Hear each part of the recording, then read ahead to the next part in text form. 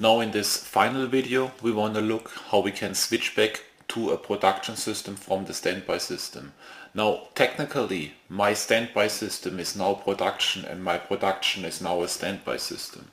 So if we look at the graphical user interface, what we did is, if you think about the left side and the right side, the left side used to be production and the right side used to be the standby system. What we did earlier, we switched from the production to the standby system. Now my production runs on the right side. So this is my production system, and on the left side I have my standby system. The switch back from a standby system or from the now production system, which used to be the standby system, is the same way as the switch over. So after this was built, we have again archiver and recover running with reversed roles. We have the messages at the bottom, and what we want to do is initiate a define switch from the system on the right to the system on the left. So the process going back is exactly the same process as going over. Difference is roles are reversed, but everything else is the same. So we now again initiate the switch over. I want to follow the messages closely. But before I look at the messages, I want to point out the different switch over options again, because the way we switched over is determining how immediate we can switch back to the production system or to the old production system.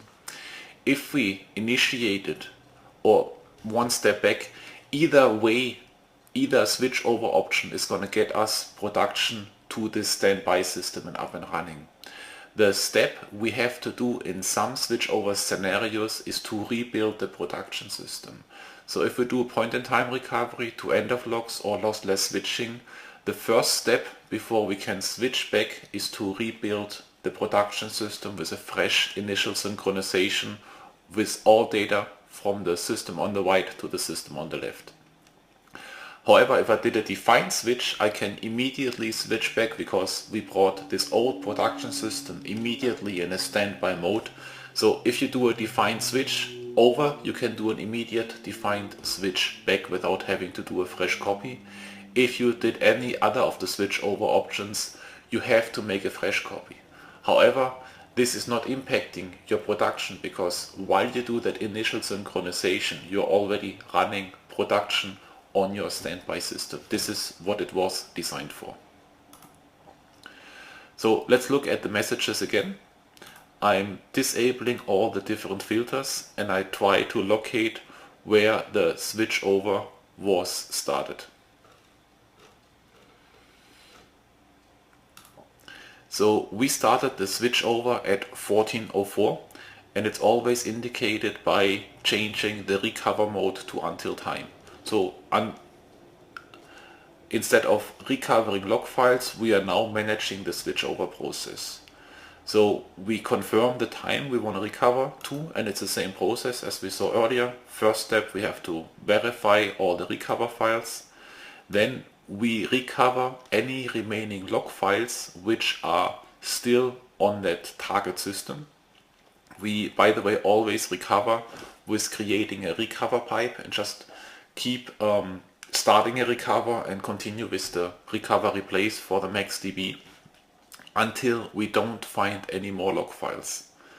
Now, during the recover, there was one remaining log file or two remaining log files which were copied by the archiver in the meantime, before that archiver process finished. So both archiver and recover can operate at the same time and would throw out messages. The recover then completed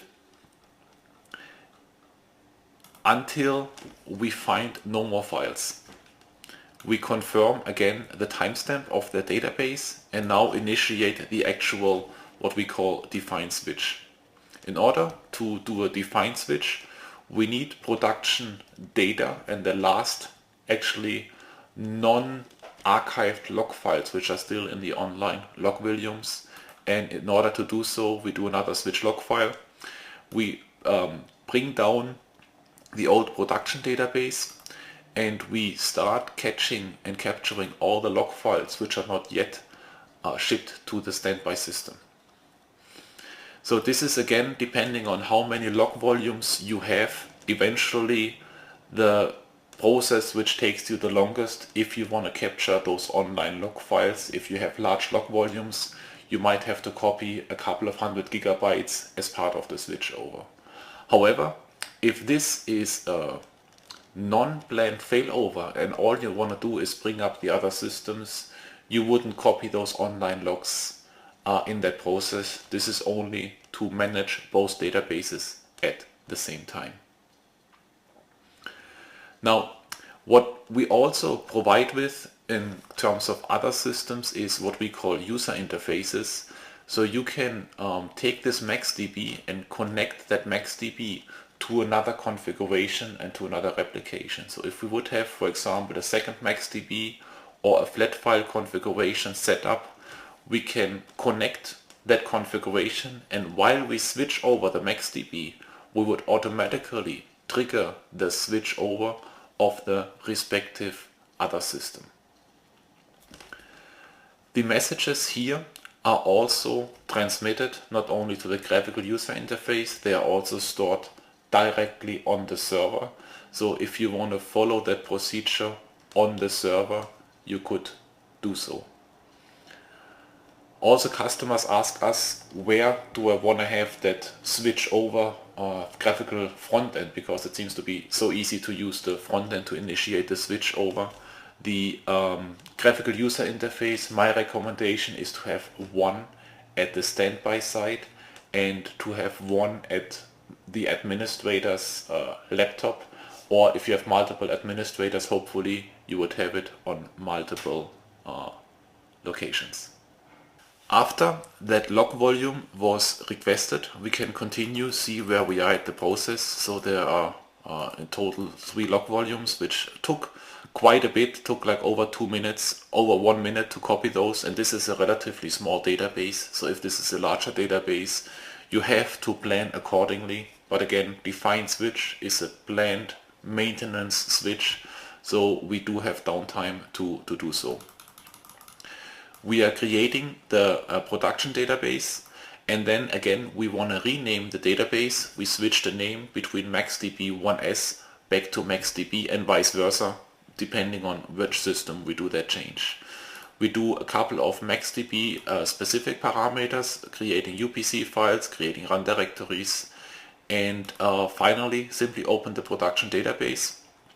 And once we are done, we have 2 more smaller tasks we have to execute, renaming the other database, and once we are done, we issue the command and the notice that the define switch completed, recover ended, mirroring completed, and for us that switch over finished.